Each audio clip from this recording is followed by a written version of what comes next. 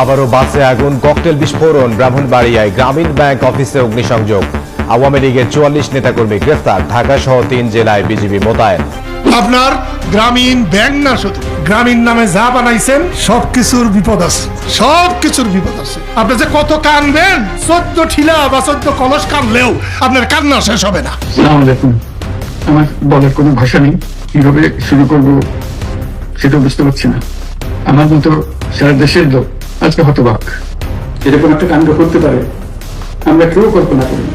আওয়ামী লীগের 13 নভেম্বর ডাকা লকডাউনে নাজেহাল ডক্টর ইউনূসের প্রশাসন। ইতিমধ্যে যমুনা ঘেরাও কর্মসূচি ঘোষণা দিয়েছে দলটি। 13 নভেম্বর বুধবার সকাল সন্ধ্যা লকডাউন ঢাকা লকডাউন এর ডাক দিয়েছেন বাংলাদেশ আওয়ামী লীগের সংগ্রামী সভানেত্রী, বাংলাদেশের সফল প্রধানমন্ত্রী আসনায়ক শেখ হাসিনা। তাদের বিচার করতে হবে, এদেরকে পালাতে দেওয়া যাবে না। গোপালগঞ্জ সহ দেশের বিভিন্ন জায়গা থেকে ঢাকায় প্রবেশ করছে আওয়ামী লীগ ও ছাত্রলীগের নেতাকর্মীরা। এরই মধ্যে ট্রাইব্যুনাল জানিয়েছে 13 নভেম্বর শেখ হাসিনার বিচারের রায় হবে না। 13 তারিখে কোনো রায় ঘোষণা হবে না। যে আপনারা জানেন যে সাবেক প্রধানমন্ত্রী শেখ হাসিনার মামলার রায়ের তারিখ নির্ধারণ হবে এ মাসের 13 তারিখে।